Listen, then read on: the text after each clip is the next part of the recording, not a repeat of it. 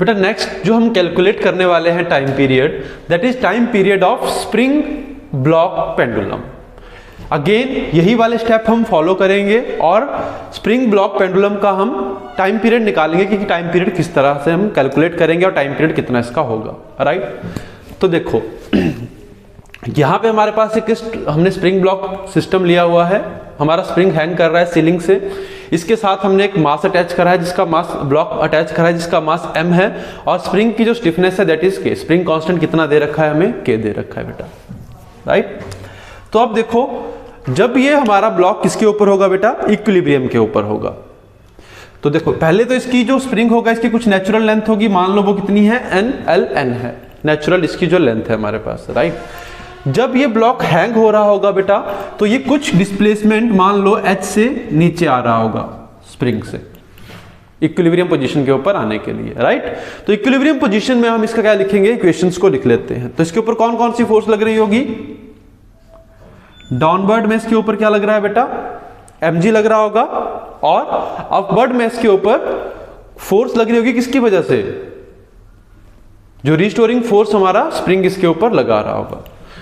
तो इसके लिए इक्वेशन क्या बनेगी हमारे पास,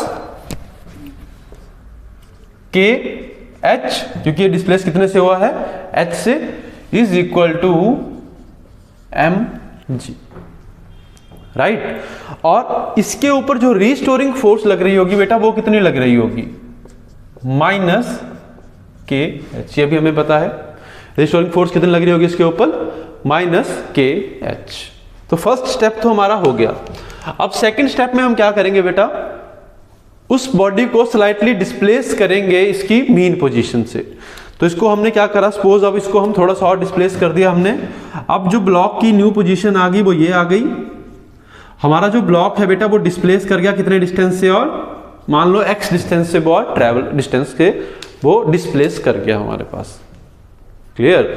तो इसके लिए जो इक्वेशन ऑफ मोशन बनेगी वो क्या बनेगी बेटा हमारी, बताओ, जो इक्वेशन ऑफ मोशन बनेगी इसके लिए वो क्या बनेगी। अब यहां पर अगर आप देखोगे तो डाउनवर्ड में इसके ऊपर एक फोर्स लग रही होगी mg, अपवर्ड में जो इसके ऊपर फ्री स्टोरिंग फोर्स लग रही होगी अब वो कितनी हो जाएगी, k into X plus H, right. और हमारा जो ब्लॉक होगा बेटा वो कहां को मूव कर रहा होगा, हमारा जो ब्लॉक होगा वो कहां मूव कर रहा होगा, अपवर्ड डायरेक्शन में। अब यहां से वो मूव करना शुरू करेगा a एक्सेलरेशन के साथ। तो इसकी एक्सेलरेशन मान लो कितनी है, a है। तो इसके लिए इक्वेशन लिखते हैं, क्या बन जाएगी इसके लिए equation of motion, k into X plus H minus mg is equal to ma, clear. ये इसके लिए क्या बन जाएगी, इक्वेशन बन जाएगी। यहां से हम डायरेक्टली एक्सेलरेशन को कैलकुलेट कर सकते हैं। तो कितना बन जाएगा, इसको ओपन करते चलो, kx plus kh minus mg is equal to ma। तो देखो यहां से जो हमारा kh है वो किसके इक्वल है, mg के इक्वल है। तो kh से हमारा mg जो है वो कैंसिल आउट हो जाएगा, बचा क्या हमारे पास, kx is equal to ma। तो a की वैल्यू कितनी आ गई यहां से, kx अपॉन m, राइट। और ये जो एक्सेलरेशन आएगी बेटा कैसी आएगी, नेगेटिव, क्योंकि हमारा जो ब्लॉक है वो कहां को मूव कर रहा होगा, अब यहां से अपवर्ड डायरेक्शन में मूव करना शुरू करेगा, अपनी मेन पोजीशन की तरफ को मूव करना शुरू करेगा, क्लियर। तो ये हमारी बेटा एक्सेलरेशन आ गई।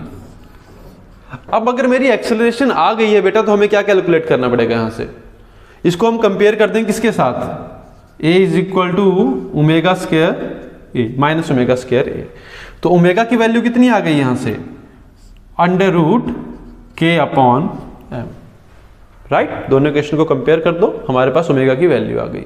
ओमेगा की वैल्यू मिल गई अगर हमें, तो हम टाइम पीरियड की वैल्यू को कैलकुलेट कर सकते हैं। टाइम पीरियड कितना हो जाएगा, 2 pi by omega, that is equal to 2 pi under root M upon K. M क्या है बेटा, यहां पे मास है ब्लॉक का, के क्या है हमारे पास, स्प्रिंग कांस्टेंट है, इसकी वैल्यू है, क्लियर। आगे चल के आप केसेस पढ़ोगे जहां पे हम स्प्रिंग्स को सीरीज और पैरेलल में भी ऐड करेंगे, तो वहां पे सिर्फ हमारी जो के की वैल्यू है बेटा वो चेंज हो जाएगी, टाइम पीरियड हम सेम इसी तरीके से निकाल लेंगे। फॉर्मूला जो है हमारा स्प्रिंग ब्लॉक सिस्टम के लिए यही रहेगा। अगर स्प्रिंग सीरीज में अटैच है, पैरेलल में अटैच है, तो हमारा किसके ऊपर इफेक्ट आएगा, के इक्विवेलेंट के ऊपर इफेक्ट आएगा, राइट। और एम हमारा क्या है, यहाँ पे मास है। तो इस तरह से हम स्प्रिंग ब्लॉक पेंडुलम का टाइम पीरियड निकाल सकते हैं। अगेन हमने अपने सिंपल 3 स्टेप यूज करे और इसको कैलकुलेट कर लिया।